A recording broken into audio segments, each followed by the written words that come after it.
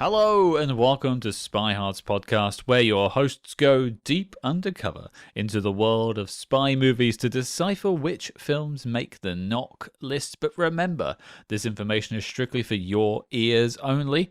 I'm Agent Scott.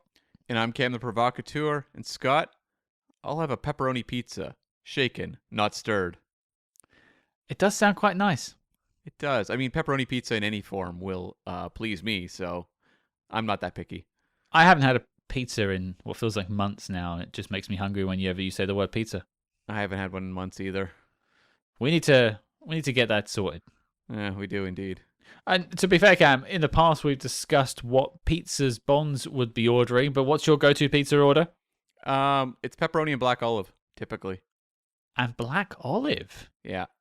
That's your like dark side coming out there. It is indeed, yeah. I am Ben Kingsley ordering my evil pizzas. I'm a mighty meaty or a meat feast kind of guy, but I do find simplicity is very much in a pepperoni pizza. Yeah, I mean, you can't go wrong with the original classic. Although I don't know if it is the original. I'm not sure that's how pizza works. I don't think they first put pepperoni on the pizza. It was like 2001: A Space Odyssey. It was like prehistoric man putting slices and then throwing the big pepperoni in the air in slow motion. It's like all these cavemen staring up at this circle, standing on the ground like the monoliths. It's just a pepperoni. Like, I do feel that way thinking about a pizza though. So yeah, I'm sold. But yeah, it's a pepperoni pizza for us, and Cam can have half with olives on. Okay, thank you very much. That's our order, folks. And speaking of order, your order's up. Let's get to the review. Okay, Cam, before we lace up our boots, we need to introduce this week's guest. And it's a momentous occasion here on Spy Hards. Joining us after 4 years on this show, it's been a long time in the works. He is the creator and founder of Film Stories website, podcast, and magazine. It is the one and only Mr. Simon Brew. Hello. I mean, I'll take that build-up, given that I've seen some of the caliber of the guests you've had on this podcast, who are far in excess of me. But I will. My ego will listen to the fact that clearly you've been waiting 4 years just for me. Well, I have like a hit list of people I've always wanted on the show, and it's like a metaphorical hit list. Or no. There's someone at my door. I'll be knocking soon. Fair dues. Fair dues. If this is to be my last podcast, let's make it a good one. Absolutely. Now, before we get to the film, I need to do what we usually do here on Spy Hards, and that is check your credentials. This is Checkpoint Charlie here. We need to see what your spy credentials are like. So if I fail, am I out after 2 minutes? Yeah. Yeah, the pub's just open around the corner. Let's do this. Hot seat. That's what it is. It also means you have to come back for Boss Baby 2. Ah, right. Boss Baby 2 isn't bad, though. Oh. You say, so you joke about that, right? So DreamWorks' collection of sequels in recent times has improved. Most notably, the new Puss in Boots movie is outstanding. Yeah. And it just doesn't. The first Boss Baby, a really good idea that kind of ran out of steam after about 10, 15 minutes. The second Boss Baby movie, a really good idea that ran out of steam after about 20 minutes. Okay. So, you know, that's still. So there you go. Excellent. Right. See you guys. I think Simon's just booked his second visit. There you go. See you guys. Yeah. That's it. That's me done. Smashed it. Well, let's travel back. I mentioned Film Stories. Yeah. But your story with films, if you pardon that phrasing. I see what you did. Goes back further than that. You've been working in the industry for a long time, critiquing films, Den of Geek, all that sort of stuff. So where does your film history come from? Where does that love of film start? Well, I'm going to correct you. I've never really been in the industry per se. I've always been on the outside, and it took me a little while because I mean it took me a little while to wrap my head properly around that's actually a big advantage. And it was someone working in publicity at one of the studios who told me that in the end. It's just like the biggest advantage you've got is you're not in the industry. And I thought, oh, that's quite interesting. So my personal film story is I grew up a film nerd. Films and ZX Spectrum games were my thing. Would get to the cinema as often as I could when the local video shop opened. Just majestic, just wonderful. I went to the cinema before unlimited cards happened. Imagine a time like that. As well. And so it was an effort, and I had to save up, and I got a part-time job, and I spent all of my money on going to the cinema. In terms of writing about it, I've always done bits of writing about it, but in 2007 I set up Den of Geek while I was working at Dennis Publishing. Den of Geek went on for about, well, for me, it's still ongoing. For me, it went for about 11 years before things, let's just inverted commas say, came to an end. And then I did the cliff jumping bit of jumping out of a relatively secure job to nothing and just having to start all over again. And that, I think, is kind of the labyrinthine route that's got us to here, because film stories came out of that. But you say you sort of bet on yourself there. You've manifested a podcast, a website that is regular update with film critique and TV, video games, all that sort of stuff, and also the magazine. That is from you. You bet on yourself and you bet big, and I think you've done quite well for yourself, I would say. Yeah, but I mean, I appreciate you saying it, but let's turn it round. It's like when you two started this podcast. No, if you'd have known, what's the old Star Wars thing? Never tell me the odds, right? Yeah. If you two had known the year's path that was going to follow and the amount of work that people don't see, I mean, you're being very generous about the fact that chasing me, particularly over the last few weeks, has taken time, and it's time that listeners to a podcast don't get. I've had lots of reasons why I've had to push this a couple of times, and you've shown great patience with that. But the truth is, that's another admin job that people don't see, and so. To turn it to you, if I put to you, like years ago when you just started this, well, you could do this, but you would then not just be sat in front of a microphone and assorted Star Trek posters, but you would have to do this, and this just to get one episode out. It'd scare you off. And so I think when you're in the trenches, the metaphorical trenches, of course, but when you're there, you don't see it. You know, it's only the occasions when you allow yourself to step back that you see it. The reason I say it is it's the kind of question that puts people off. And it's no disrespect to you. It's the kind of question that puts people off taking a plunge, because it makes it sound like I knew what I was doing. And with the best will in the world, you two couldn't have had any idea where this would take. I've heard some of the interviews you've done in recent times. You would have had no idea of that at day one. Not a clue. You know? Not a clue. And yet there you are. And what you did was you just sat there and started putting some out into the world. And it was I'm not trivializing what we do, but the first episode is no more complex than that, isn't it? It's just like, should we try it? Yeah, we'll try it. And then you build, and then you're just like, oh, that looks fun. Let's do that. Did you two ever have like some mass spreadsheet or something mapping out what you were going to do? I didn't. No. I just kept jumping off cliffs. Metaphor. We're still free falling. But yeah, you know, and that's sort of what's brought us here. And so it's a case of, I mean, where it's brought me has been extraordinary, but you, just as your listeners don't get the glimpse of what goes on behind to get you to this point, it's the same, you know, and I didn't know, and you didn't know, and yet here we are. That's not to be downbeat about it at all. It's just like, sometimes you just got to jump. Well, that's why I always tell people, like, the best advice I can give is love the subject and what you're talking about or writing about or what have you, because that makes the work somewhat tolerable. Yeah. And you know, I've had proper jobs. No, I know I've got a fair idea what a proper job is. I mean, not at the coalface, not life-threatening or anything like that. And again, you know, my life experience is a lot luckier than many others, but still, I work overnight at petrol stations and stuff like that. You know, I've had people abusing me left, right, and centre. Just working in retail and things like that. So I've seen all that. This is fun. Yeah, you know, it's really hard work, but it's fun. No, I completely agree. It's what brings me and Cam back every week, and we hope that is infectious and bleeds through to the episodes and everything like that. But that's sort of your film story. Let's turn it on its head a little bit. Okay. Spy films, that's what we talk about here. That's our specialty. What's your history with spy films? Well, spy films I've hoovered up just by nature of hoovering up a lot of movies. I would like to tell you that I've got some great big level of expertise that you're going to crack open in this episode, and honestly, it's going to have people rushing to Apple Podcasts to give you a 5-star review and stuff like that.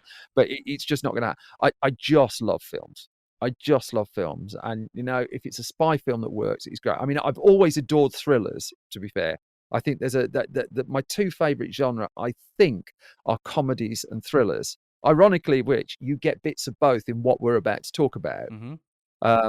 But I mean, I grew up watching the James Bond film that ITV would put on with 17 commercial breaks in the 1980s, and it was a treat.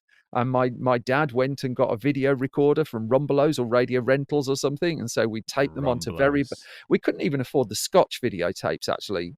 Scotch videotapes were high quality. Like the net BASF. Do you remember them? BASF? Yeah, I think my dad incessantly recorded all sorts of films, and I caught lots of them that way. I've watched Octopussy too many times, really. Same. It was a colleague of mine, Ryan Lambert, who pointed out that there's a lovely promo shot for Octopussy where you get Roger Moore dressed up as the clown next to Christopher Reeve in his Superman out, because the two films were shooting side by side, and Ryan just always reconciled. Roger Moore just must have thought, just my luck. The one day Superman comes round to see a James Bond film, I'm dressed as a bloody clown. Incredible. So that I guess that was my entry point. In terms of the film that I went back to over and over and over and over again, I think it's probably 96's Mission Impossible. Which I think is up until the dodgy ending next to perfect. Okay. Next to perfect. And when you say the dodgy ending, do you mean like the effects laden stuff on the train, or? No, I didn't need the bit on the train. Okay. I don't think Brian De Palma needed the bit on the train either. And by that, I don't mean the bit where he's going through the train looking for Max. And trying to put the knock list and all of. I don't want to go too spoilery on it, but it's the bit where all of a sudden you get him like flying on the face of a train, which is all worth it when you get David Schneider popping up inside the cabin and just it's like, there's the bloke from Alan Partridge. It's just like, what's he doing on the train in a Tom Cruise film? But I loved that film a lot. And it wasn't the first. I don't think it's the first spy film I utterly fell in love with, but it's the one. If I'm having I really want to watch something like that, I do go back to that a lot. Not least because it's well under 2 hours as well. What is it, an hour 41, hour 42 or something like that? Yeah, it's something like that. Yeah, for sure. Terrific score as well. Alan Silvestri was due to do the score, wasn't he? And dropped out about 3-4 weeks before. And Danny Elfman Danny Elfman hadn't done I always loved Danny Elfman music. Hadn't done a score I'd really liked for a long time. By a long time, I was young then, so that would be like a year or two. And then he just put that one together in seemingly double quick time and absolutely loved it. Does that answer your question at all? I've got no idea. It does. Yeah, we want to know your spy cred, and we've got Mission Impossible, Octopussy. Yeah, we've got a good sense of your taste. And Boss Baby 2. You're actually just go for everyone's taste there, from Boss Baby 2 to Octopussy. That's everyone ticked off as a spy movie fan. It's the worst Bond film, isn't it? Really? No, I don't think it's the worst one. The Man with the Golden Gun is bad. Yeah. I love Bond films. The Man with the Golden Gun, that's full on Mandela effect, isn't it? It's just like you remember it. It's like, oh, that's really good. Great villain, great actors. And you watch it, it's just like, this is shabby. Yeah. I like all the actors and stuff like that. But Octopussy, I did actually put out on Twitter, back when it was called Twitter once, a comment that was mildly antagonistic towards Octopussy, and boy did I get pushback. So I'd like to point out that I any of your listeners who are also on social media, I adore Octopussy, 5 stars. I would always vote for Spectre as the worst, personally speaking, because it's an utter bore. I watched it again the other day, right? Couple of things about Spectre. Number one, Thomas Newman's score to that is great. Spectre also has the Quantum of Solace thing to it, which is every time you think it's completely lost it and gone rubbish, it does something interesting and it does something good. And Spectre, when it's motoring, is really good. It's just, it doesn't motor much. I think that's fundamentally the problem. It's much more ambitious than like Man with the Golden Gun by a long shot. Yeah, he's got fewer mirrors though, hasn't it? It does. Far fewer mirrors. What was the Dwayne? Was it Skyscraper, that Dwayne Johnson like knockoff that suddenly turns into Man with the Golden Gun at the end? It's just like, of all the James Bond films you're trying to knock off, why pick that one? Why do that? I mean, you're doing that. Oh, I mean, God, it's bad enough you're jumping off buildings and they're clearly green screen. There's no peril in it at all. Just like you're hanging off a. Yeah, sorry, that's not what you wanted me on to talk about, is it? It's just like that vexes me. Skyscraper. I'm so looking forward to that film. Well, I've not seen Skyscraper, so you've given me a reason to tune in now. Now, there you go. It turns into the Man with the Golden Gun. but somehow worse. Does The Rock have a third nipple at any point? Spoilers. Yeah, I can't say. That was actually shot in my hometown, so yay. What a claim to fame. Great. Yeah. I think so. I think so. Well, I can beat that. I'm from Birmingham, and Birmingham does not have a great catalogue of films shot on its streets. However, in 2016, Steven Spielberg came to Birmingham. In fact, he came the year before to shoot it, but he shot one of his major blockbusters in Birmingham, Ready Player One, and he chose Birmingham because he was looking for a future dystopian shithole that had never been seen on screen before. And I love my hometown, but that is genuinely the reason. He needed a shabby looking place that was like 20 years in the future and looked run down and awful, and he rocked up 5 minutes from Birmingham City's ground. Wow. So I'm not going to run down our Brummy listeners. I've only ever been to Solihull, so I can't really comment. That's posh bit. Yeah, so I and even when I went there, I was like, well, I'm not running down Brummy listeners. I'm just pointing out that Spielberg. Okay. The second unit car chases of the second Kingsman film was shot on the streets of Birmingham as well. Well, there you go. Okay. The worst Kingsman film, yeah. Also true. Well, I think we've got a sense of your spy credentials, and it's all based around Boss Baby 2. Boss Baby 2. Yeah. And there you go. So I think you're getting the stamp you're heading through. Have you seen Spies in Disguise? Have I seen it? Animated film. No. Yes. Right? The most underrated animated film of like the last 10, 15 years. I enjoyed it. It looks awful. The cover, the trailer, all the promo for it looked awful. And it's the last film, isn't it, that came out of Blue Sky Studios before Disney swallowed it up. Spies in Disguise is legitimately great. Really surprising as well, for reasons I won't spoil. That's a stay tuned, folks. I can't say any more. I feel we just found our new animated spy movie expert. It's really good. It's really good. It's really good. I'll shut up. Hey, keep going. That's why you're here. But I think we can say you're a spy movie fan. So I think we can move on to our next. Lovely. And your contribution to this has been asking me if Dwayne Johnson has 3 nipples. I just want to point that out. I've got 4 years you can go back and look on, and it's just full of me making jokes like that. Excellent. What have I contributed? Who knows? Let's get to it, though. Cam, what are we talking about? Yes, we are talking about the 1992 star-studded heist spy thriller Sneakers, directed by Alden Robinson. This is a film we have heard from you all. You wanted us to talk about for a very long time. Here we are. We have finally gathered the troops and put our shoes on. I don't know if that one really works, but okay. Sneakers. You can't Google this film. It's hard to Google. It is indeed, yeah. Much like Triple X. But you keep trying. Often. I'm doing it now. Well, I'm glad we're finally here. And I think if you haven't seen Sneakers before and you're listening, welcome. Maybe go and check it out first and then come back and see us. But if you want to keep going, here is the synopsis for the film. Sneakers. We could tell you what it's about, but then, of course, we'd have to kill you. What a great tagline. When shadowy US intelligence agents blackmail a reformed computer hacker and his eccentric team of security experts into stealing a code-breaking black box from a Soviet-funded genius, they uncover a bigger conspiracy. Now he and his sneakers must save themselves and the world's economy by retrieving the box from their blackmailers. You know what, Scott? You've read so many synopses on the show that have been so torturous in explaining very simple plots. Sneakers, there's a lot going on, and I think that one condenses it pretty well. Well, it doesn't mention any of the Ben Kingsley stuff. That's fine. Omitted That's from fine. it. Yeah. But then he doesn't turn up until really late. Which is something I want to talk about, but we'll come back to that. Okay. Simon, I'm going to go to you. Okay. Initial Sneakers experience. Did you catch it in theaters? I know. Oh, Damn okay. straight. We've got a Damn Sneakers straight. OG Damn over here. straight. What was your initial reaction to Sneakers on the big screen? Okay, so the reason I ran to see Sneakers is it's directed by the man who's made the greatest film of all time, Alden Robinson, who'd made Field of Dreams just before, which is cinema's finest movie ever.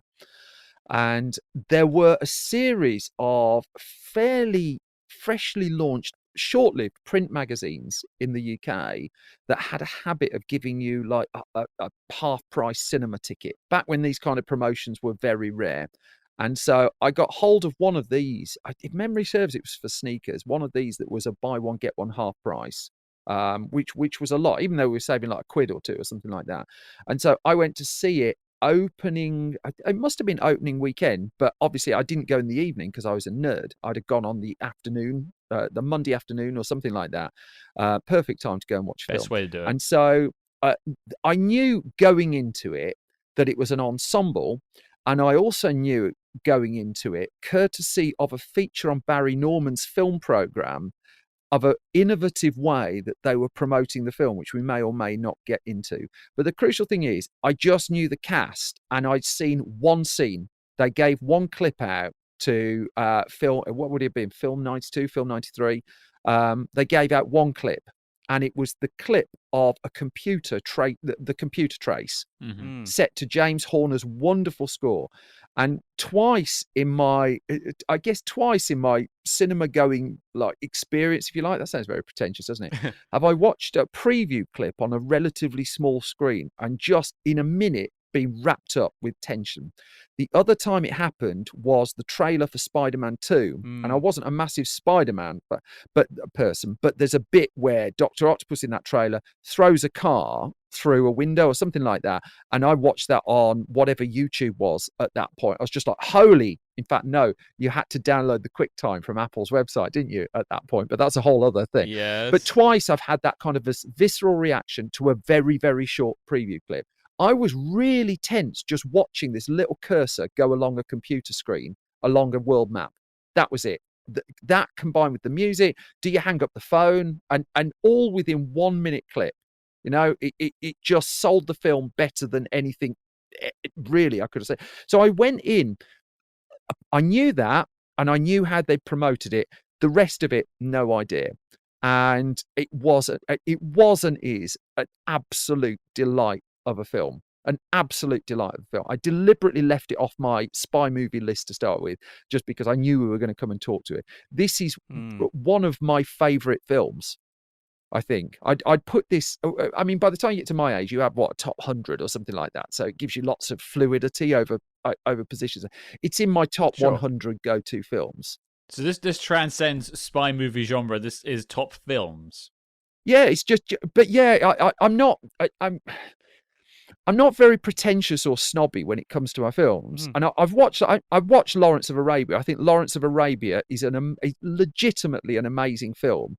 But you're put off for a long time watching films like Lawrence of Arabia because people keep telling you to watch Lawrence of Arabia, and it was. Do you remember when The Wire first hit on TV, and there was the rise of what was called the Wire bore, of which I was one of them, and as many people were put off watching The Wire by people saying you've got to watch The Wire, it's amazing, or something like that, and so there was a whole bunch of films I didn't come to in my formative years because I just thought they were above me a little bit. You know, they were. Sure. And so Sneakers, therefore, I watched at pretty much the perfect time.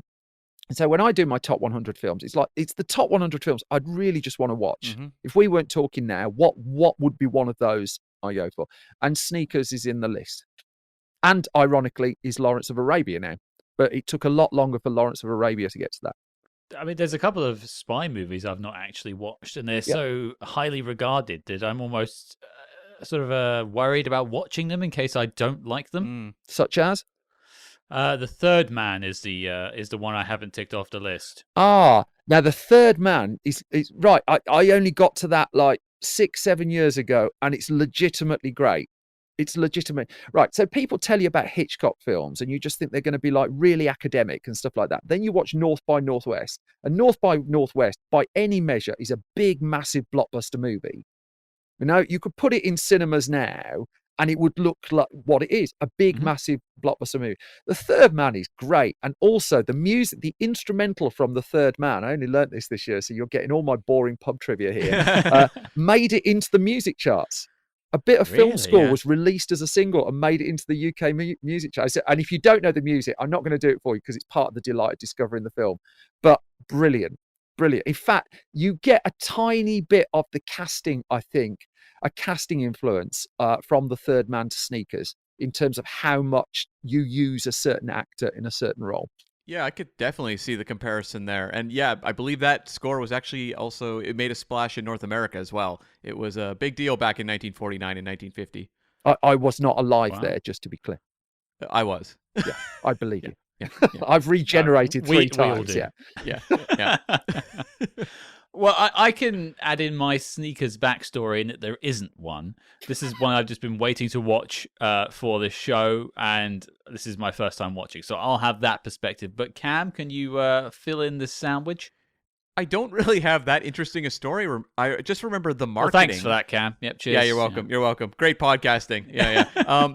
No, I remember being about, I guess, 11 and seeing the commercials on TV and desperately wanting to see this movie. And I'm not really sure why. It wasn't because of the stars. They didn't really mean anything to me at that age. But there was something about the energy of the marketing that really grabbed me. But I was also at an age where my parents had, they chose basically what we were going to be watching, and Sneakers did not come up. So I didn't see it for many, many years. And when I finally did watch it, I very much enjoyed it. I think I was sick at the time. I think it was sick on the couch, and I have a copy of Sneakers. I'm finally going to watch this movie.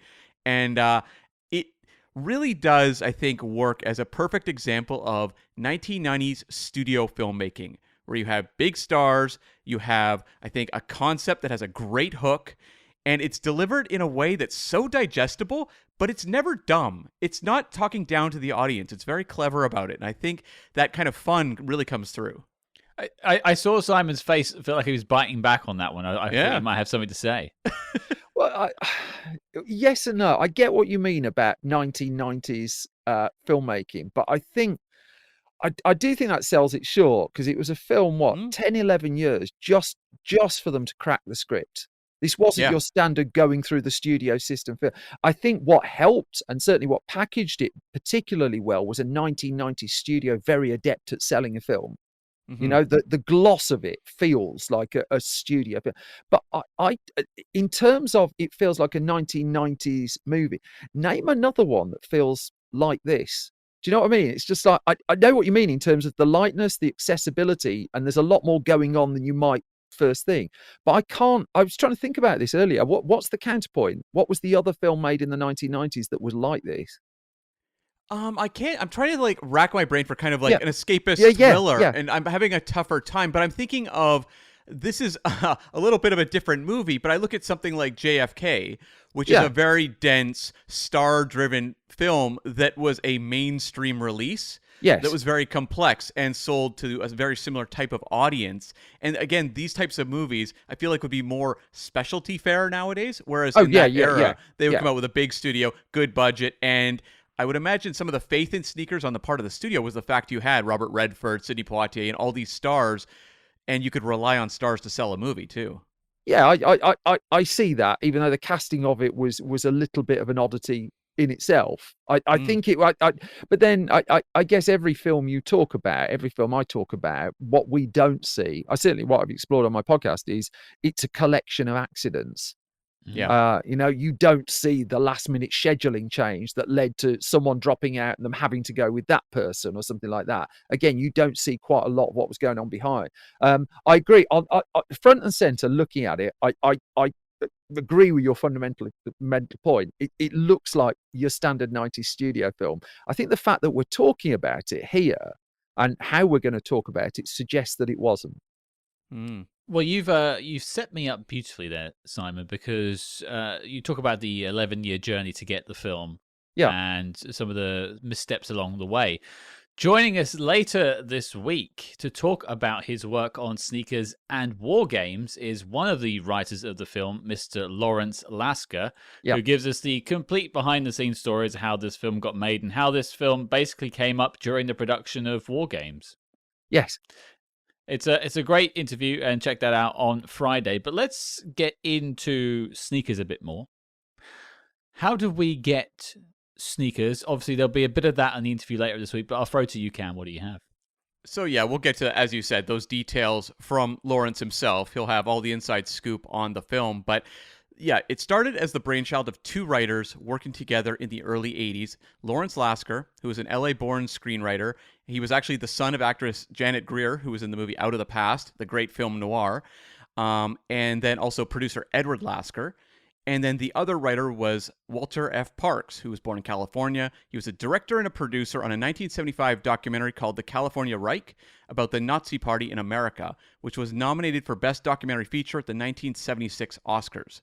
Now, these two dudes met at Yale, and they were obviously, started developing what became Sneakers, but they also wrote the movie War Games, which came out in 1983, and that was a Oscar-nominated script for them.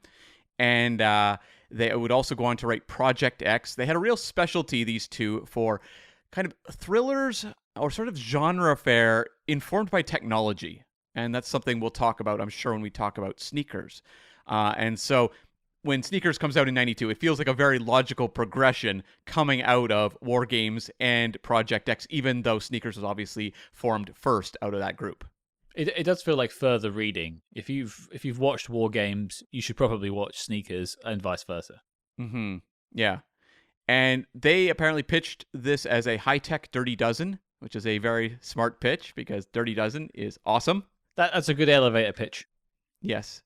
And so that script that they'd written attracted director and co-writer Phil Alden Robinson, who obviously has a screenplay credit on the film, and he was a New York-born writer, and that's how he started his career as a writer, and he started working on shows like Trapper John, MD, and then had writing credits on some movies like Rhinestone, the somewhat notorious Dolly Parton, Sylvester Stallone country musical film.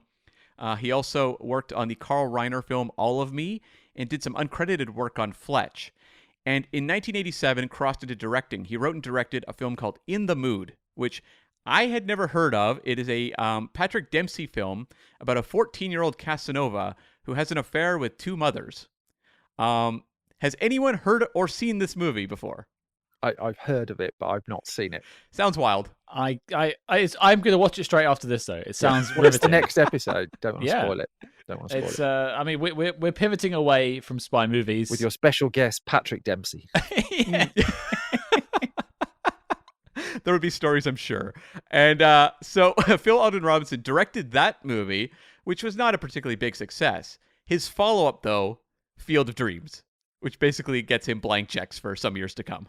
Which is a good pivot because our guest, Mr. Brew here, has interviewed Phil Alden Robinson before about Field of Dreams and Sneakers and many more films for his 200th episode on Film Stories. So I guess that I'll throw to you, Simon. Could you give us a little insight into Phil?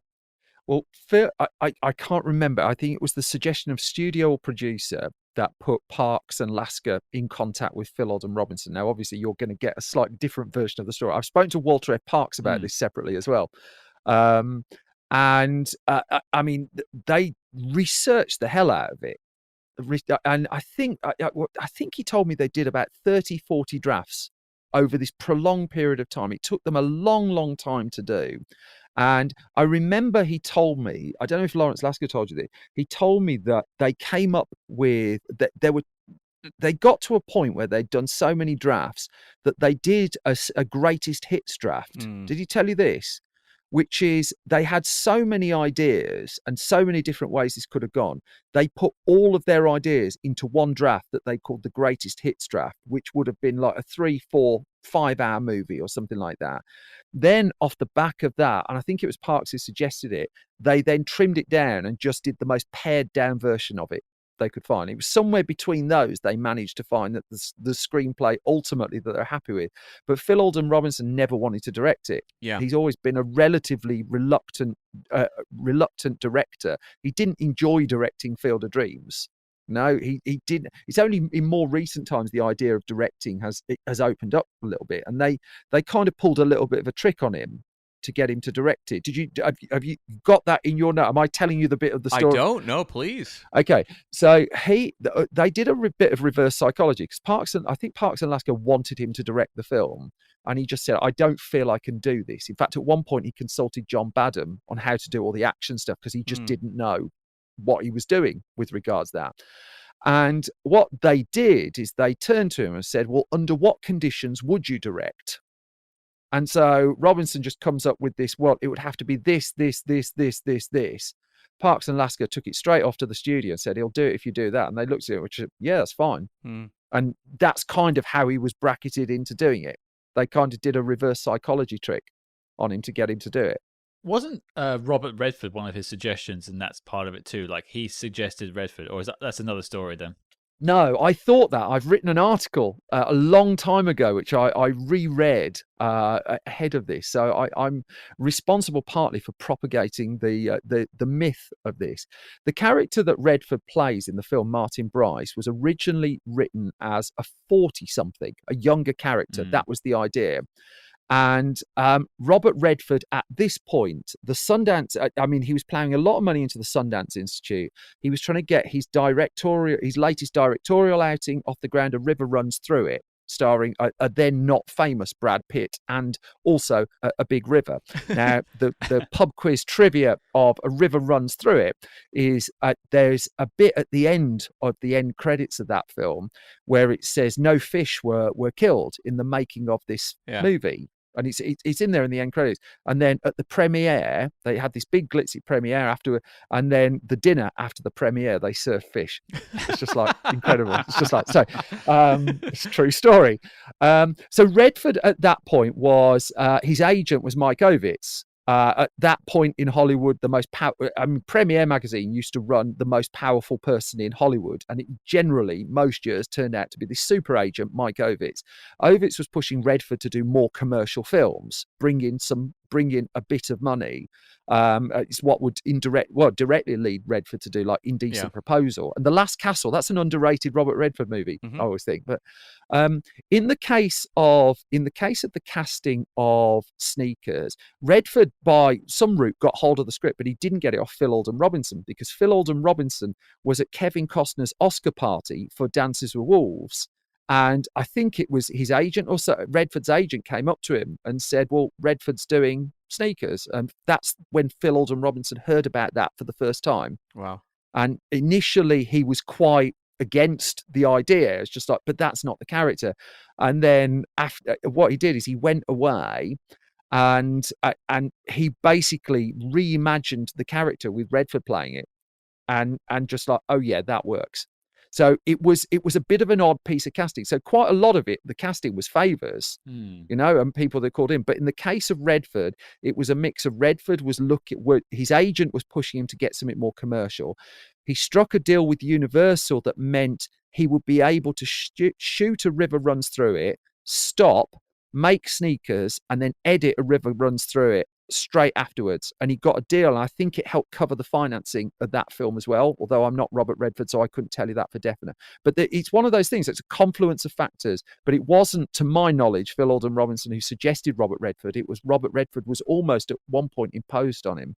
I know there's a Robert Redford story in the interview on Friday, but this is the problem with recording things out of order. The story disappears from your mind sometimes. So, listeners, you'll be discovering it on Friday with me. But also, it's different narrators as well, isn't it? Yep. So Lawrence Lasker's take on that, completely different perspective. I don't know what he said. I'll obviously be listening, but a completely different perspective. Walter F. Parks might have a completely different perspective. I took Phil. This is my sole ever claim to fame. This is my worst, for all that kerfuffle I gave you about being on the outside. This has been one of the most joyous things. I took Phil Alden Robinson to a Cafe Nero for 2.5 hours and grilled him on as much of this as possible. The poor man was staggering out by the end, and desperately in need of more croissants.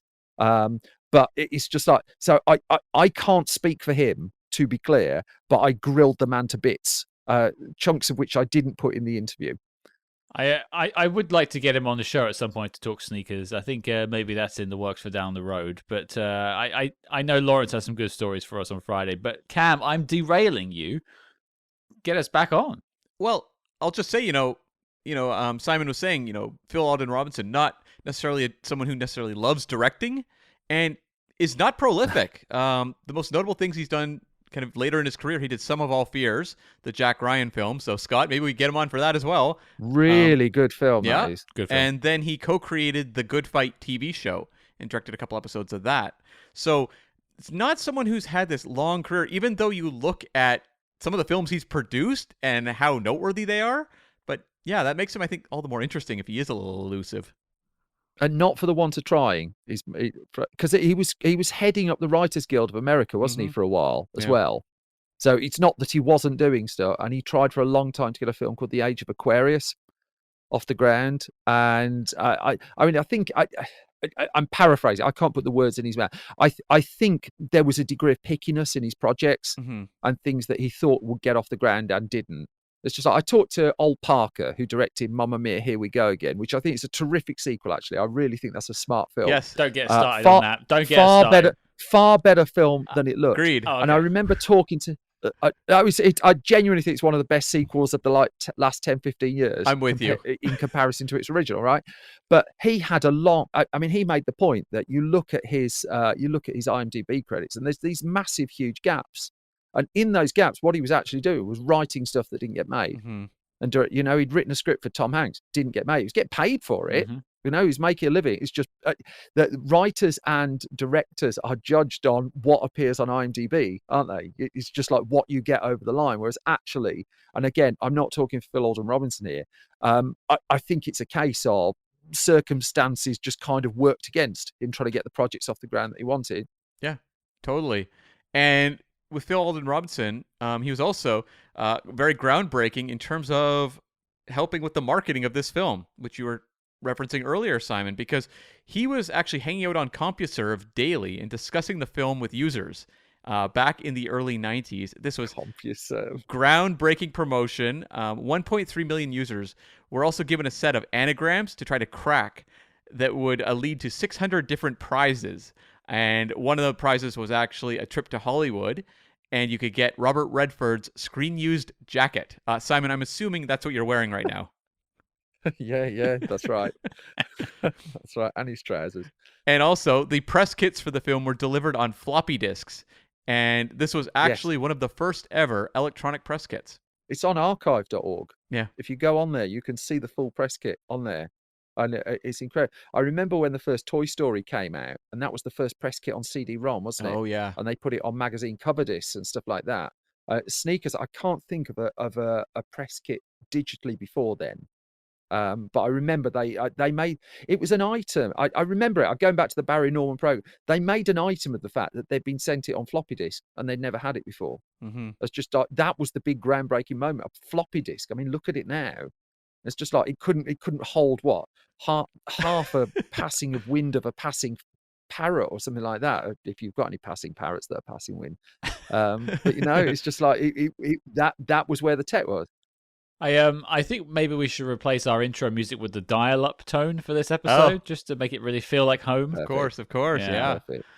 Or get hold of the La La Land Records have just put out the extended score. And there's loads of extra stuff in that. It was my indulgence at Christmas. That was my treat to myself. La La Land is great. They do great stuff. The Bond stuff they do is fantastic. And I will also add, I think I could be corrected, and I often am, that one of the first websites for a film was a Star Trek film. I think it was Nemesis.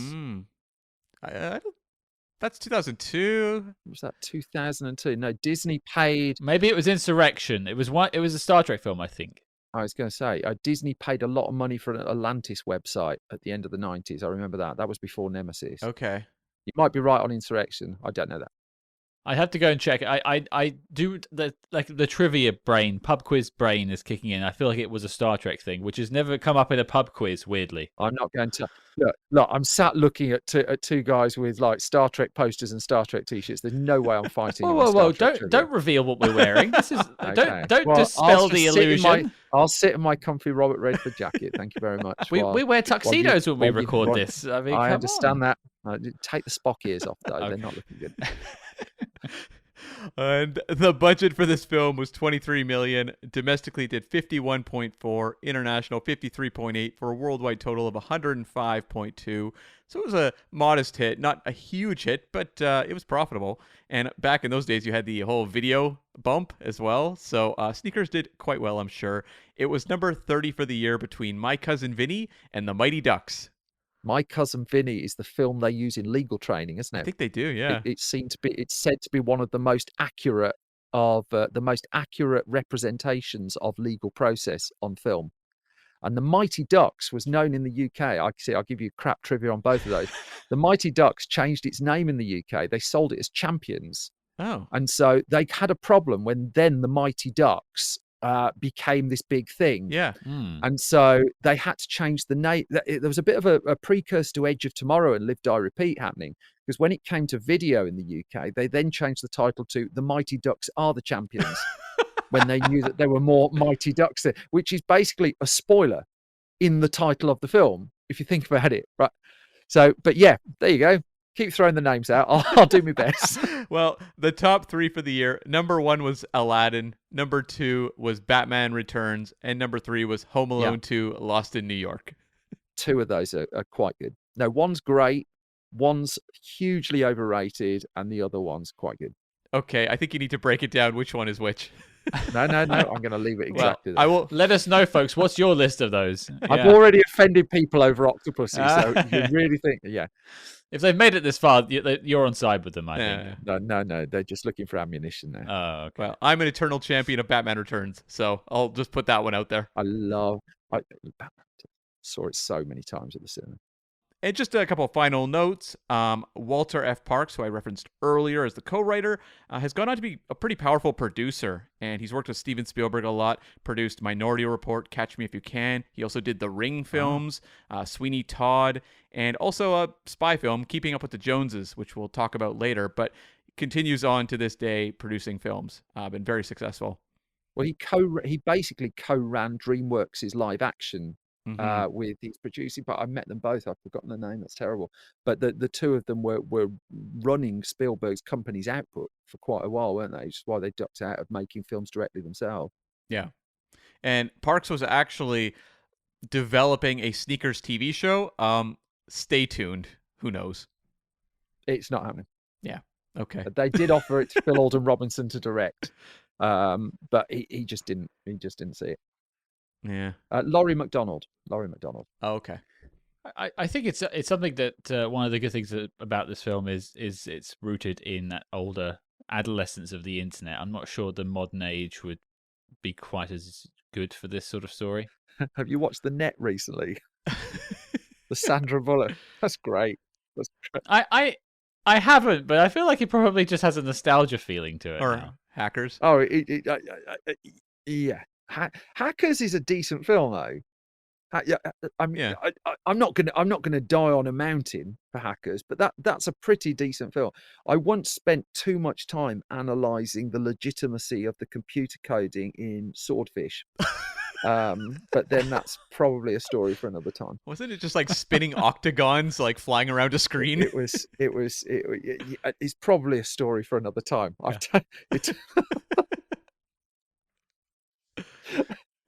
Simon's coming in hot against a lot of films today, and I'm on board for it. This is hot takes. This is what we want. Yeah. I like Swordfish, but God. Yeah. It's a film. It's a film. It happened. It did. Well, we're here. No more secrets, folks. Let's talk about sneakers. Simon, why don't you lead us off? This is a film you've championed. Yeah. Film Stories has even put out a Blu-ray for sneakers. What is it about this film that brings you back? Why do you still love it in 2024? Because it's really good. It's really good. Cool. But I mean, there's a genuineness to that answer, because I could give you like 2,000 words on why I think it's great, but fundamentally, how many films can you just start? Just say, do you know what? It's just really good. It's not groundbreaking in terms of plot. It's clever in terms of plot. It's not showing you stuff you've necessarily not seen in other. I mean, it leans heavily on 3 Days of the Condor, right? And it's got its feet in lots of, and its touch points are, in lots of cinema, but it's just really good. It's edited to the nth degree as well. It's vacuum packed as well. I will go in with the 2 things that don't ring true. Okay. Because otherwise I can sit here and just eulogize about it. But I don't know. Films are. There's no film that's perfect. apart from Field of Dreams and Boss Baby 2. And Batman Returns. But Batman Returns, yeah, we could have a chat about that. We could have a chat about that. I say that as a passionate defender of that film, but my glasses are blinkered to not that much of a degree. I can see the problems, right? But with Sneakers, there's a couple of tiny things, tiny missteps for me, and I've argued these with people, and they tell me I'm wrong, and they might be right. You know, there's one point where a line just comes out of nowhere. There's no way something along the lines of, there's no way a computer date put you two together. And I think that is a pivotal line in the film, and it changes the direction of the plot. And I just thought, there's no way they'd say that. There's no way they'd say that. There's another one where a weird animatronic toy animal thing knocks something over and out spills a vital clue onto the floor. I was just like, no, I don't buy that either. Everything else in it, right? If that is the length of my list on a film of this ilk, everything else in it, it's the effect of, I didn't think about those till afterwards. You know, it took me the 5th, 6th, 7th time of watching before I saw this, because I was just so on board with it. I was so entertained by it. The cast, really, really good. I mean, I touched on it earlier. The other thing that, I mean, tonally, that it gets really right is the comedy. It's just really, I mean, you have to go. The next film that even came close to getting the tone of this in a caper was Steven Soderbergh's Ocean's 11. Yeah, I think, and I think it's a slightly better film than Ocean's 11. But it's just, it just kind of clicked. The genius moment, and again, this is the other side. The genius moment of Sneakers, and this is one that, again, it took me 3-4 watches to do. There is a moment heavily influenced, I'd suggest, by Rear Window, which I hadn't watched at the time, so I didn't get the. And you're watching them look for this clue in a room, and this is a really spoilery bit. And if you've not seen the film, I mean, just go forward 5 minutes or something like that. Keep listening to the podcast. Obviously, it's not my podcast. I can't tell you to go away, nor would I. But they play the answer to the clue 6, 7, 8 times. It's right there. It's one of the most genius things I'd seen in a big movie of this ilk, of that era. The answer is beyond in plain sight. They play it to you again, again, again, again, again, while the characters are all in camera, or you're hearing them, and they are looking for it. And it's just like, what is it? What is it? What is it? And they play it again. And one of the interesting things about when they were making the film, and I grilled him on this, was just like, didn't you think we'd all guess? Didn't you think you would see? And they just say, yeah, of course we did. We thought we were giving everything away in plain sight, but it was so in plain sight that people just didn't get it. And that is a spark of absolute flat out genius.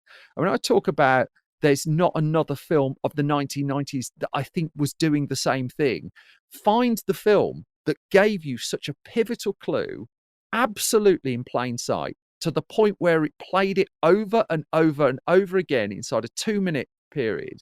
And it's little details like that that I think elevate it from a fun caper into something really outright brilliant. Well, it doesn't feel like it's ever wasting the audience's time, but it wants the audience to feel invited into the problem solving. Yeah. And I think of also the scene where you have Robert Redford with the tiles, the Scrabble tiles, trying to figure out the anagram. And he goes through like multiple iterations, with Mary McDonnell's character, and the audience can play along. She's great. She? She's great. Yeah. But like the audience is able to play along with the characters. It's never telling you these people are smarter than you, so don't even bother. Yeah. It's saying, no, these are smart people, and you can be as smart as them as well and play along with them. And so often in movies, when they would have something like this, they would quickly have a character explain to the audience what the answer is. Oh, yeah, without question. Because they'd be like, you know what? The audience can't figure it out. Don't just keep going. And this movie, it never feels like it's waiting for the audience. It's kind of urging the audience to play along with the characters. I'll throw something else in that I think, were it made now, would be quite different. It has the 1990s slowest action scene. Okay. Which one are you referring to? Are you referring to the car backing up? I'm talking to... There is a bit where Redford can only go at such a pace through a room. Oh. And if you think about what they would have shot on that day, and you point a camera, right, Robert, you stand there. We're in a fairly vacuous looking office, right? I mean, it's nothing particular. Just walk slowly through that office. That's all you're doing. And that is our big third act, second to third act action sequence. If you look at the structure of the film and the plot, that's it. The bit that transforms that from Redford going for a walk. I mean, it could have been his Lord of the Rings audition at one point, just about half speed, right? The bit that transforms that from Redford going for a walk to the tensest, slowest action scene of the 1990s is the score. Right. Is the score. And if ever you want a masterclass in what a piece of music can do to, if you watch that without the music, I mean, it's all well composited and stuff, but it's just not much. You put the music on it, it is sensational. I have a note about the James Horner score that I'll come back to, but just suffice to say, I always thought The Wrath of Khan was my favorite piece of James Horner music until I watched Sneakers. Oh, okay. What's your Horner top 5? Oh, I'm not going to get. Hang on now. Hang on. Krull's got to be in it. Aliens. Krull, Field of Dreams, Aliens, of course. Was Rocketeer him as well? Yeah. It's a great, but the extended Rocketeer score is majestic. That's one I own. Right. It's that opening theme when he opens the doors at the beginning of Rocketeer is burnt into my heart. That is just a lovely, lovely moment, which actually does connect it to what I'm about to say, because I'm going to talk about Sneakers from my point of view, because I'm the newbie here. I thought you were just finding every excuse to get Star Trek into the conversation. Listeners know 4 years of us red alerting all over the place. They know what's happening. Don't worry. Like and subscribe. Yep. I was utterly charmed by this film. I was a bit worried going into it. It was one of those ones that people are like, you gotta watch Sneakers. You gotta talk about Sneakers on the show. And I thought, look at this cast. Like, is it gonna be another Fish Called Wanda for me? Which is a whole other story. But A Fish Called Wanda never lived up to the hype for me. That film. That's a whole other story. But I thought it might be a real Fish Called Wanda situation. And I just was blown away by just how fun and strangely heartwarming this film is. And it's not a spy film that, like, if I was going to bring out the tenetometer in terms of bringing out a mothballs there for a second, it is not a complicated plot particularly. But it is exceedingly well delivered. There is not a moment where you're left scratching your head and you have to go and check Wikipedia to find out what's going on, which is like a barometer for spy movies nowadays, where you need to check every double, triple, and quadruple cross. This is expertly delivered, and it's got a cast of characters that you care about. They've all got unique features to them. You can tell them apart from the others. And ultimately, I thought Robert Redford would be the star of the film for me. And he is the star. But the person I walked away thinking most about was David Strathairn. Oh, yeah. I just thought it was it's a lot for an actor to take on to pretend to be blind and to do it, effectively. And much as maybe that's not something you would do now, maybe you would. But I just thought he did a wonderful performance in this film. I genuinely cared about him, which goes back to that old Mark Commode saying I'll bring out from time to time. Like, if I care about a film at the end, you've done something right. And I cared about all of these characters, except maybe Ben Kingsley, which I'll come back to. Poor Ben Kingsley. Say it to his face. He's a bald man like me. I respect that, but other than I'll say it to Sir Ben Kingsley's face. He'll probably agree with me. Can I watch? Oh, sure. He'll tear me to pieces, but I've got balls of steel. I'll do it. I don't mind. I've seen Sexy Beast. Look out, Scott. Look out. well, no comment there. But suffice to say, this is one of my favorite early 90s spy films so far that we've watched on this show.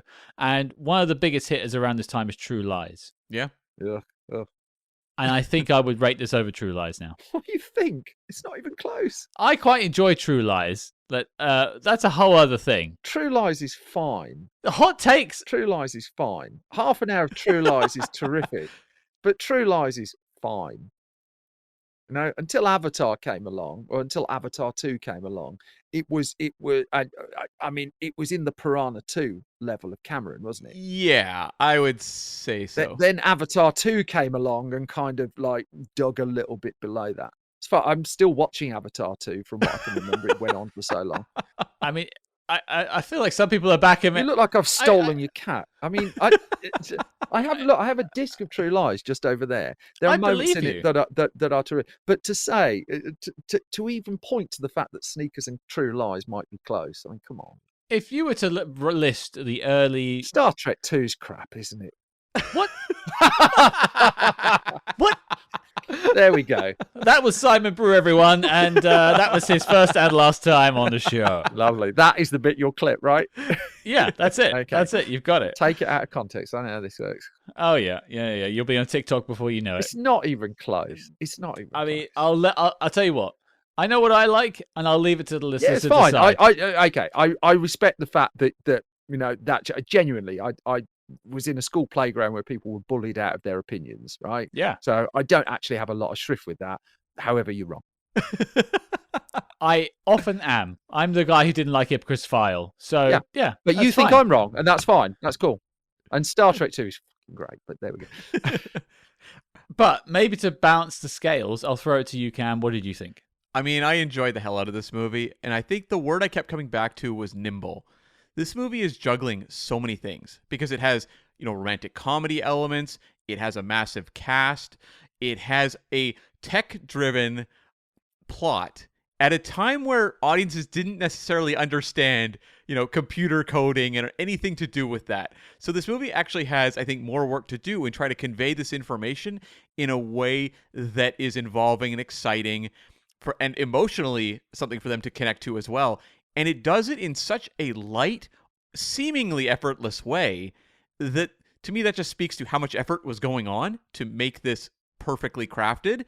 And it's a kind of movie that is so easy, I think, to overlook because you'd watch it on TV in an afternoon and be like, you know what? That was really fun.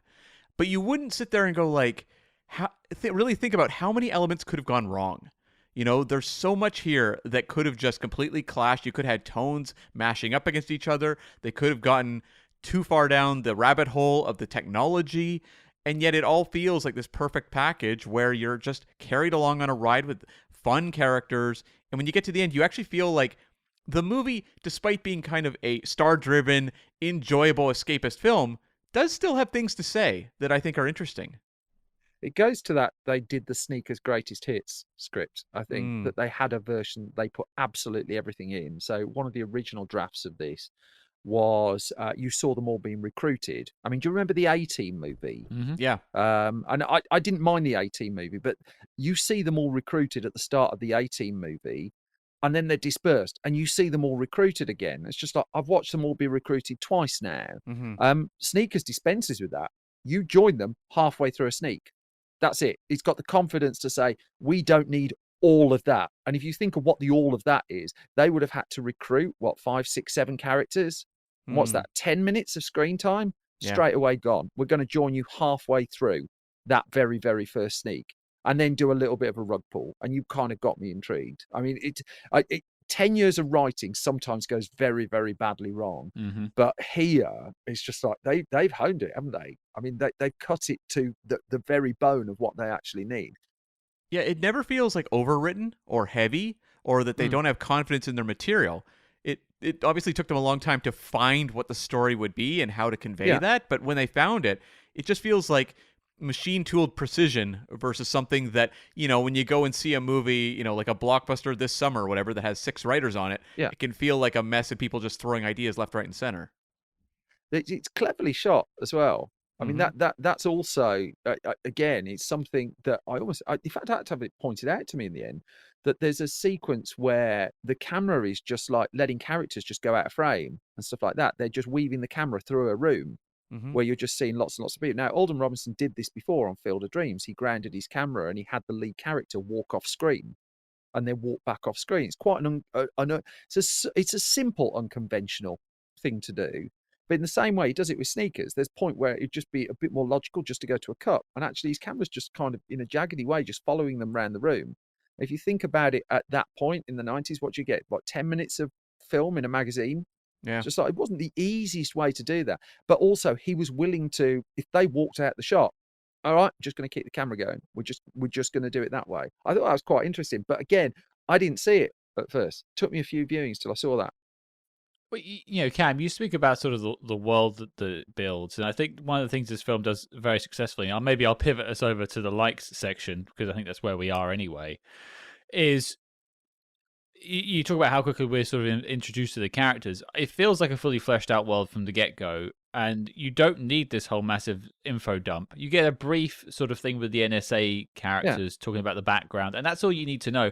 The characters have already got their relationships built. You can just watch it. You're almost like watching them watch other people. It's a fully fleshed out world, and it's such a hard balancing act to have so many characters like this and do it successfully. And these aren't just it's not Robert Redford, Sidney Poitier, gap, and some other actors. It's Robert Redford, Sidney Poitier, Dan Aykroyd, River Phoenix, I keep going, Mary McDonnell, top of the line actors that have led films. And they're meant to play second fiddle to Robert Redford, but in a good way. Like, it feels like a family that's cohesive and well put together. And it's kudos to Alden Robinson and to the writers for managing to balance this sort of disparate group of people so well.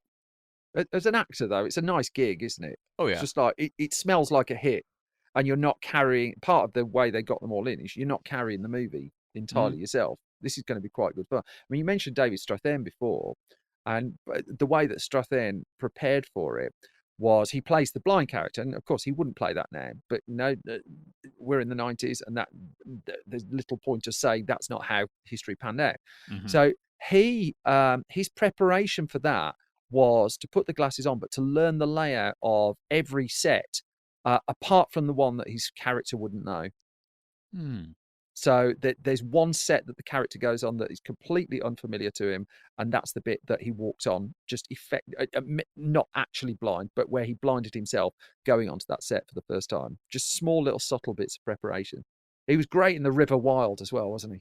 Oh, he was so much fun in that. Yeah. It's such a great casting across the board because it's putting actors who are, I think, as you said, Scott, like they could be headliners in different movies, in roles that the audience can recognize. Because, Dan Aykroyd being kind of wacky and giving exposition and being a conspiracy nut, I mean, they would have seen that in Ghostbusters. That's what they love him for. But that's not the role he wanted, was it? No, but they understood. He wanted the role of Cosmo, didn't he? Yeah, they knew exactly what role to put him in. Yeah. And, Sidney Poitier as sort of the more serious mentor character, perfect. Like the audience immediately, that actor just carries a gravitas with him that just immediately works. And River Phoenix is the bright young upstart. I mean, it all clicks.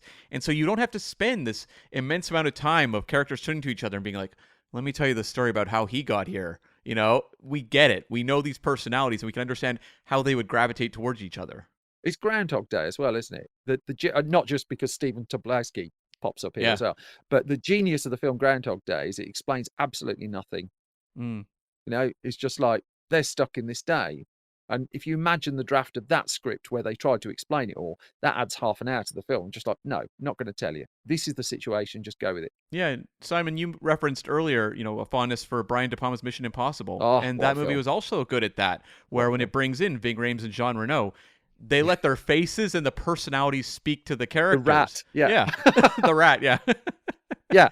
Well, I'll throw it to you, Simon. I have a feeling your list is very extensive, but is there one particular thing you could highlight that you love about Sneakers? Yes, there is. Cool. And what about you, Kat? You keep. I should form my questions better. You're right. You're putting me on the spot there as a journalist. I should form questions better. It's been a very long day. Simon, could you please share with us something you really love about Sneakers? I will tell you something I really, really love about it. How spoilery can we go? Go nuts. Go nuts. Right. It's the last scene. The last scene. Well, not actually the absolute last scene. It is the moment where they bring in one person to do a one-day cameo, where all the characters are brought back and they can negotiate what they want. Yeah. And you've sat through this really, really, really good film to that point. You're just like, well, how are you going to top it all off? And originally they topped it all off, but they had an ending where they just got this box and they threw it into the sea and walked off together. Right. and they knew it wasn't working. They tested. In fact, Phil Alden Robinson had loads of different cuts of this, and he saved every cut to a VHS tape, and then didn't keep the VHS tapes. I mean, it'd just be fascinating to see like the 30, 40. I don't know exactly how many he did, but he had lots of different cuts of it. The ensemble bit at the end, where it brings the cast back together for them to individually list their demands. Not only was it ripped off by Michael Bay's Armageddon, a film of which I won't hear many words against. I love Michael Bay's Armageddon. It's just an absolute hoot of a film. Different level to Sneakers. That take shots at True Lies, but except Armageddon. What are we doing? I don't dislike True Lies. I think my problem with True Lies actually is I think fundamentally it's nasty. Yeah. And I don't like that. Yeah. I felt it at the cinema at the time. The first half hour, 40 minutes, where it's been this really fun, the tone of that is a lot better. Is a lot better. From the point where he's watching the striptease sequence onwards, I think there's a really nasty edge to the film, and I've always felt some degree of discomfort with that. So yeah, I will take my pot shots, and Armageddon doesn't have a scene like that. Armageddon is nonsense, but it's hugely enjoyable nonsense. And then Michael Bay went serious, bizarrely, but that's a whole other story for it. The bit at the end where it's got the confidence to not give us a great big explosive shootout, and I mean, it ends on humor. Yeah. It ends on them just making this increasingly bizarre list of demands, and it's hilarious. I remember because I went and watched it in a half full cinema when it came out on like Monday afternoon or something like that, and it was really funny, and it's still really funny. And the theory is when you get to the third act of a film, you are at the highest screeching point of the film. It just puts the brakes on again. It's just like, let's get all these brilliant people back in a room. Let's bring in surprise cameo man, who is great, of course. I mean, his facial expressions in that sequence are amazing. And it was an unexpected ending, and it remains an absolute delight. So I could pick loads of things. I could pick the really tense bit where the dot's just going across a screen, and hang the phone up, right? But I'm going with that sequence, the last but one scene of the film.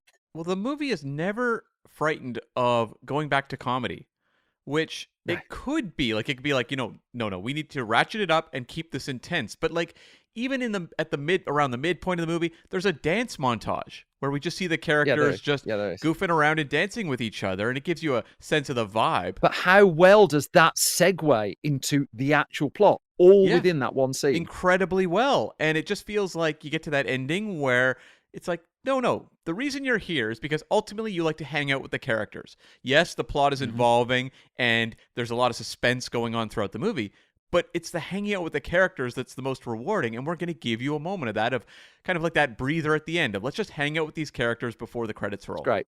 Yeah. It's great. When's one of you going for Ben Kingsley? I'm waiting for this. Oh, well, we've got dislike sections coming. Don't worry. Okay. There's a note. There's a note. Okay.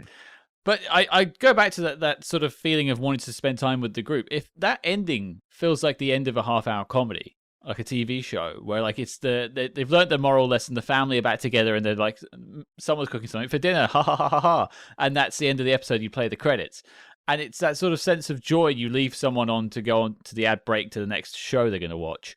But this film does it weirdly. It brings everyone together, and I mean, yes, some of their requests are quite bizarre, but it's great. It feels human. Oh yeah, and true to the characters throughout, especially River Phoenix's request, which I very much appreciate. Yes, and I probably would have done the same thing if I were him. Duly noted. What about you, Cam? Something you want to bring up? I really loved the Ben Kingsley and Robert Redford dynamic. Okay. Shots fired here. I'm going to watch this. I thought like there was something the movie was really going for that was interesting, where you have the two of them as young men at the start. And I like how it's like 4:3 framed in black and white just to show that it's in the past. I thought that was fun. But the idea that the Ben Kingsley character, who is this idealistic young man, and so is Robert Redford, and Ben Kingsley is arrested, and the sense that like over time Robert Redford matures and evolves as a person, and Ben Kingsley almost gets stifled through his prison time and has never really evolved. He's become almost more of a mutated form of what he was. I thought was really interesting when you have the two of them having these dueling philosophies back and forth about what they should do with the code breaker and what have you. there's an intensity to it and a weight. Like, I could feel every time that they were on screen. It's different actors at the start of the movie, but it feels like it's the same actors. It feels like men who have carried this sort of journey and are now kind of reuniting. There is a familiarity, but at the same time, they've gone distant paths. And so when you have a final scene at the end of them just on the rooftop and Robert Redford walking down, or just stepping down the ladder and leaving Ben Kingsley up there, in a different movie, Ben Kingsley would have been thrown off that roof. You know what I mean? In a different movie, Ben Kingsley's character could have been the hero. Sure. Because he's the one who didn't change his fundamental, Robin Hood ethos. Yeah. It's Redford's character who's changed and adapted.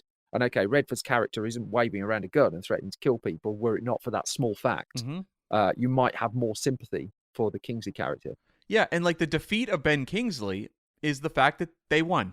Ultimately, when the heist was pulled off, they were the ones who outsmarted him, and they just leave him. And, we're left to just wonder whatever happened to the Ben Kingsley character going forward. We don't know. But, like, that moment has a finality and, like, an emotional punch to me because of what Ben Kingsley's bringing, because he doesn't have a lot of screen time. And, if you're going to give a character that little screen time and have, his role just condensed the way it is for the necessity of the story, you want a Ben Kingsley. Because he can convey that, like, just about better than anyone. Scott is sitting there with a blank stare on his face. Oh, boy. Here we go. This is going to be good. And Simon will be the tiebreaker on this one. No, I've already picked sides.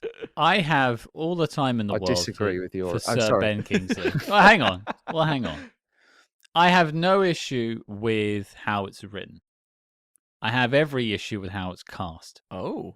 I think Ben Kingsley is I'm not going to say I have a suggestion for a better better actor. I'm not a casting director. But Ben Kingsley just did not work for me in this role. First of all, I have no idea what accent he's pulling off. Wherever that's coming from, I haven't a clue where that is in North America. Please let me know. Write in, folks. You enjoy True Lies, yeah? Well, okay, Armageddon. What about Arnold Schwarzenegger's accent in True Lies, Scott? Yeah. You're right. Yeah, that's the killer, isn't it? Yeah.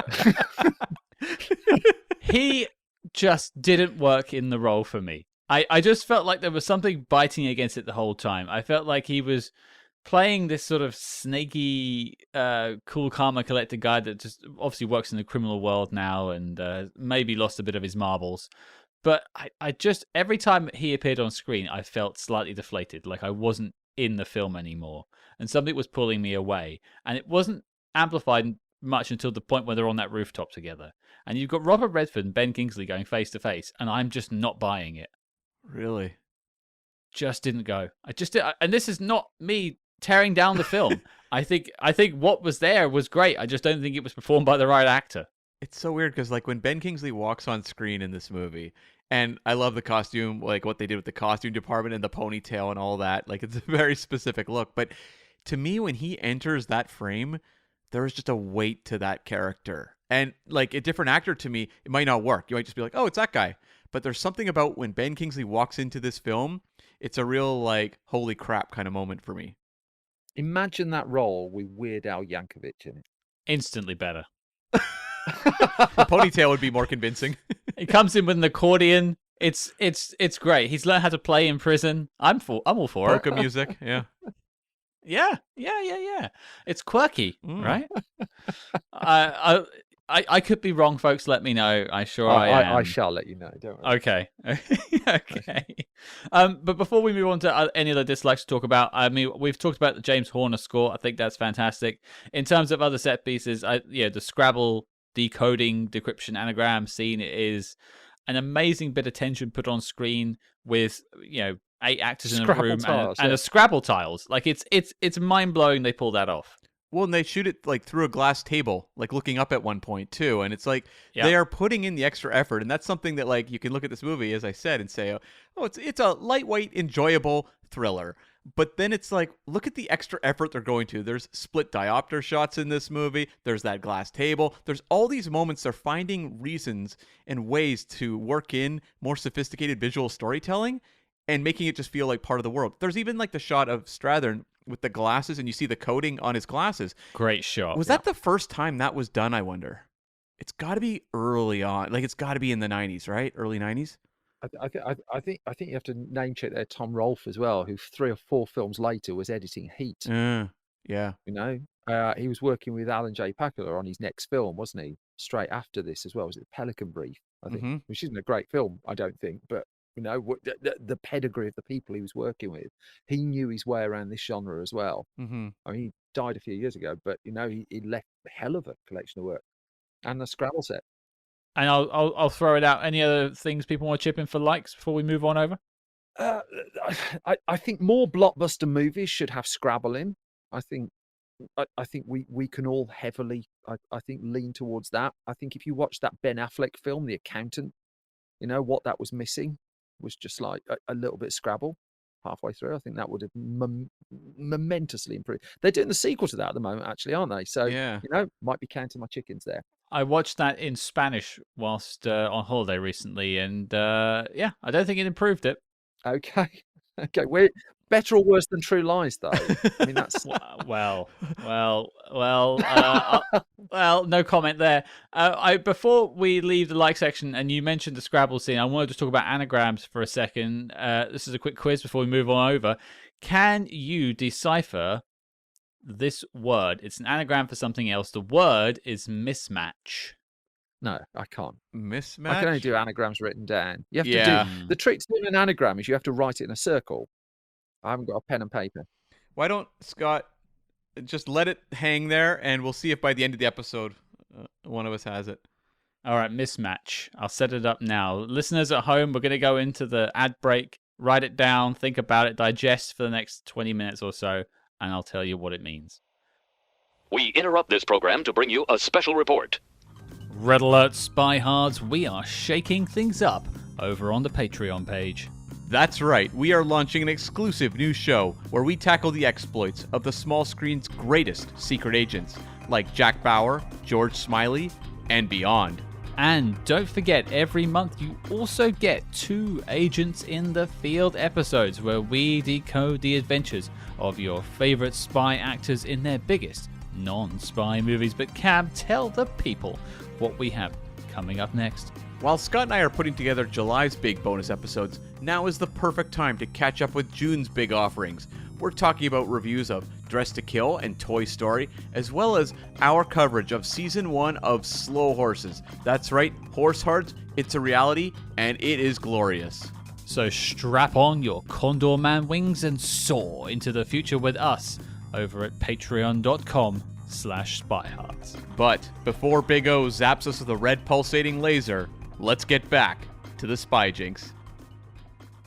Okay, dislikes time. I've already set the table out with my Ben Kingsley hate club, apparently. I'm the founding member and only member, by the sounds of it, on this esteemed group of people right now. But I'll throw it out to you, Simon. You had a couple of quick quibbles you had at the start. Yeah. Is there anything else about the film you would maybe point out as where it could be improved, perhaps? Those were it, actually. I kind of front-loaded it a little bit because I knew I was going to eulogise for the next God knows how long. And it's just 2 little things. And I guess in another film, films are fragile, right? And I guess in another film, it could have derailed it. And I do think a little bit of the charm of the characters gets it through the, hang on. The fact that Stephen Tobolowsky is in the middle of one of those moments is just like, yeah, okay. So it just those tiny little things. But they're really surgical faults that I'm picking there. You know, really, really like picky pants. Horrible surgical things. Apart from those, not really, because the other thing I found about Sneakers is, I mean, usually a film like this would fail the rewatch test. If you watch David Fincher's The Game, you know, it's so heavily predicated on what it's actually about that I can't, as much as I like watching The Game the second or third time, you lose like 30% of it.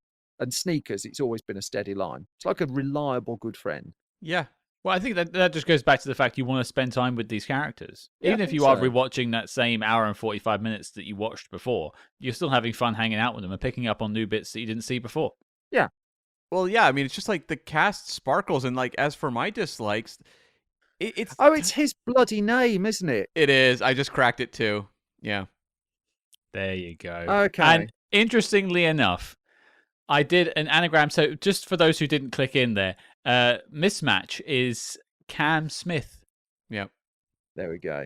But I did run all of our names through a Scrabble detector, and unfortunately, Diamonds through, was it, right? unfortunately, Simon nor I had complete matches. So the closest words I could find for Simon Brew included brownies and bromines, which I'm guessing is a plural of bromine. Okay, I'll write that down.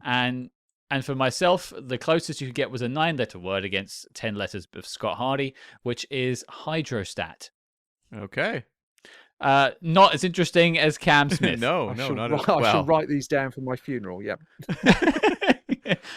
But Cam, I did sort of cut you off there. What about your dislike? I don't know that I really have one because, as Simon said, like there's a couple little quibbles you can, point out just from like a nitpicky kind of, approach. But I mean, ultimately, like this is a movie where the cast just sparkles, and you can say they left me wanting more. Like I would have liked more time with Stephen Tobolowsky and the awkward date.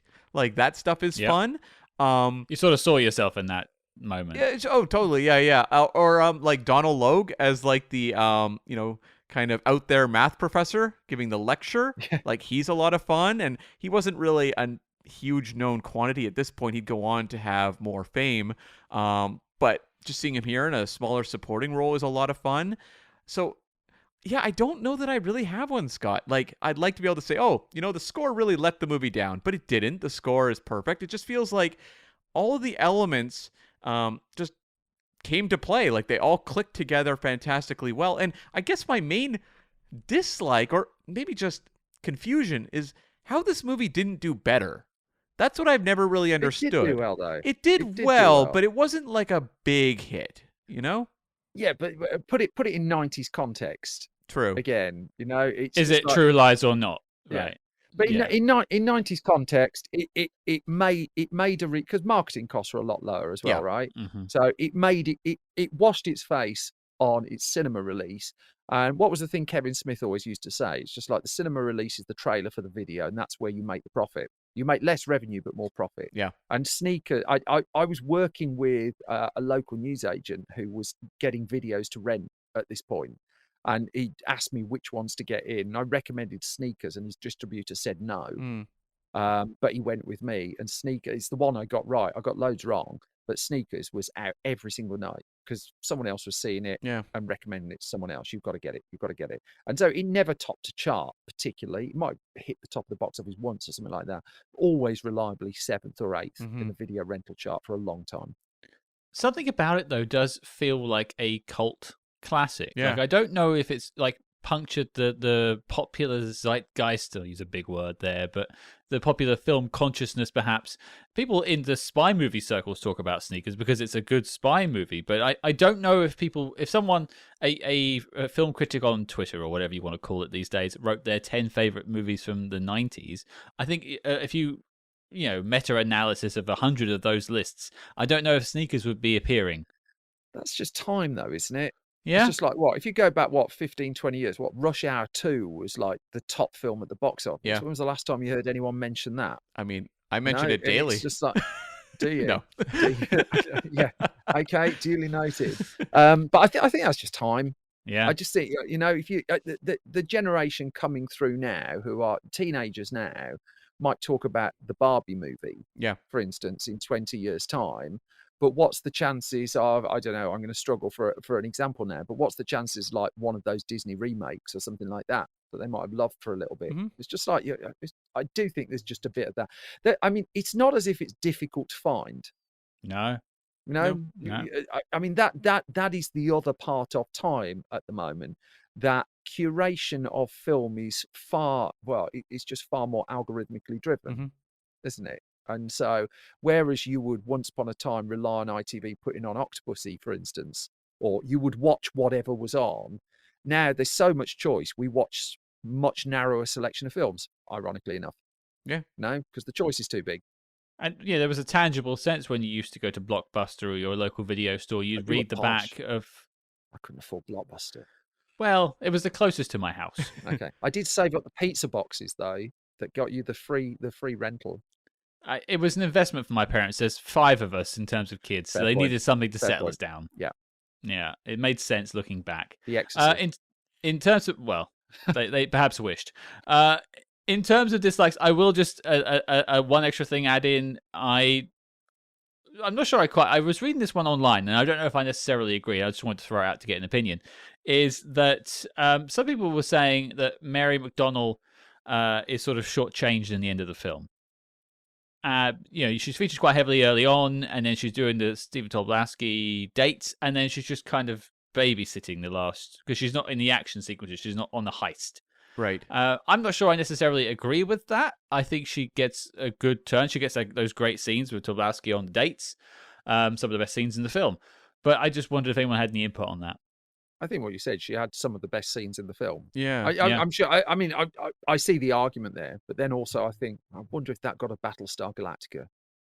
Yeah, and how good is she in that? How good is she? And that is one of her defining roles. I mean, you mentioned The Wire earlier as something people haven't watched, and I've been nagging Cam for over 10 years to watch Battlestar Galactica, and he still hasn't watched it. So it is the best intersection for 3 seasons, I think, of the crossover between religion and politics I've ever seen explored in fiction. Okay. There you go. That's my Battlestar Galactica thing. I fully endorse that review. Yeah. What, do we agree? What's going on? We do. Wow. Okay. On Sci-Fi. It goes a bit nuts, doesn't it? Right. But, let's not spoil that. Different podcast. Yeah. The 4-5 is a bit interesting, but yeah, 1 to 3 is terrific. 1 to 3 is terrific. And the thing about Battlestar Galactica as well is it's really good fast. Yeah. It's not like someone recommending you Star Trek The Next Generation and say you can it gets really good at season 3. The first episode is fantastic.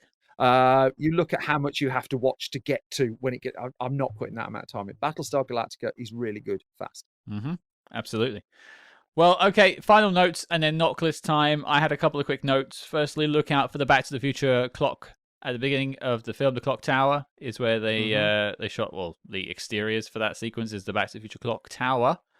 I quite liked seeing that. Cam, do you have any notes? I had a couple things. I did look this up. Apparently, Braille Playboy was a thing. I thought it was just a gag in the movie. Wait. It was a thing. You looked it up. Nice. I did indeed. I Googled, did it exist? Yes, it was actually published for the first time in 1970. I'm sure you're now a dedicated subscription holder. Sure. So many gags, so little time. Right. Exactly. I felt that was worth getting out there for the audience. You felt. I did. There's a clip where Robert Redford is a security guard is watching a movie on a TV. It was Touch of Evil with Charlton Heston, which is a great film. Highly recommended. And lastly, I will always champion the set decoration of leopard sharks in an aquarium. Ben Kingsley, I share your decor style, sir. No comment on that. And I will add in terms of a final note and tying it all back together to Brian De Palma's Mission Impossible is I think that they were taking a couple of notes from this film in terms of the break-in sequence at the end when they did the Langley break-in in Mission Impossible. Kind of this whole team spirit break-in sense, different stories running concurrently and how they did it all. It just had a little bit of a note in the Brian De Palma film there. I think there's a bit of a continuity with those two films. Yeah, and I also noticed Ben Kingsley at one point did like close-up magic. And we saw Tom Cruise do that as well in Mission Impossible. Does that mean I don't like Tom Cruise either? Or Ant-Man. Yeah. Where are you on Now You See Me Too? Don't get me started on that film. Yeah. That's got the hardest to explain ending of any film of that year. They lost me at the name. Now You See Me Too. Okay. Now You Don't. Well, okay. Yeah. Okay. It was right there, folks. It was right there. Okay. Knock list time. They didn't call Fast and Furious 10 Fasten Your Seatbelts, did they? I mean, come on. Nope. They should have, though. There you go. Come on. Or at least like Fasten Your Seatbelts, : something. You look quite angry now. I'm still getting over the True Lies slam. I think it's just bugging me somewhere. I've left my working there. You disagree with it. That's fine. Yeah. You're wrong, though. Knock list time is what we're here to do to create the list of the best spy movies of all time. Sneakers. Is it making the list? We all get a vote. Simon, you're up first, yes or no, is Sneakers making the list of the best spy movies of all time? Well, it's on mine. You can put what you like on yours, as we've previously discussed. You fill your boots, gents. I don't mind. Whether you put it on or not, you are not taking away my enjoyment of the film. So I will play along. Yeah, I'll put it on. I'll put it on. I will put it next to an abundance of films that you will dislike. Okay, that's a yes. I'll take that as a yes. Oh yeah, sorry, it was a binary answer you're after, wasn't it? just sort of distill it down a little bit. Distilling it down. I didn't get the memo. It's okay. It's okay. One yes. It's all still to play for. We have 2 votes to go. Cam, you're up. What do you think? It's a yes for me as well. I think this movie just all of the elements are perfectly working, and I have a hard time imagining anyone turning off this movie and being like, I didn't enjoy that. I think so often we criticize movies that are made for everyone and therefore made for no one. This movie was very specific to what the writers wanted to do, but they made a movie that I think anyone could enjoy. And so I think it's important to have movies on the knock list like that. North by Northwest is another example. Great film. You know, there's a lot of specifics to Hitchcock there, but I can't imagine anyone watching that movie and being like, lame, or didn't enjoy that. Right. It just, everything works. And so I think it's important to have movies like that represented. Yeah, this one's easy for me. Perfect. It's 2 yeses, and then that makes my vote completely useless, as it usually is. But I will just chuck it anyway. Much as I have a small disdain for Ben Kingsley's performance in this film. You should have brought that up at some point. I should have. We could have talked about that. You could have led with it, really. Yeah. But it's a yes. I have to say, I watched the films twice for the show, and a good judge for me is if I can sit through the second watch and not hate myself by the end of it. This one I actually actively looked forward to watching again, which is a big selling point for me. It's for a spy film that's rewatchable, that's pretty good, but also I just want to spend time with these characters. And also, like, you and I have tackled a number of kind of like technology or internet-based spy films, and a lot of them don't hold up. No. And the fact that this one holds up so brilliantly, I think is a real testament because, I mean, there are some that are made well after this movie that we were rolling our eyes at. For example, watching Tommy Lee Jones talking about social media reach in Jason Bourne. Ugh. You know, Oh, never mind that. Have you watched Harrison Ford play a computer hacker in Firewall? I've seen that movie, yes, way back in the day. My life. Does he understand what it is? Is it like Scotty talking to the mouse in Star Trek 4? Harrison Ford on his day is a brilliant actor, but Yeah. him pretending he knows how to fix my computer was a bit of a stretch. Yeah. And like you look at Mission Impossible: Dead Reckoning, a movie we talked about, you know, when it was in theaters, but it's Shot like in Birmingham. I'll have you know. There you go. Yep. Abu Dhabi Airport. All the stuff with the AI in that movie, and a lot of the hacking is more like magic. Yeah. It doesn't feel grounded in the real world, and the fact that this movie pulls it off so well so many years ago, I think is worth noting.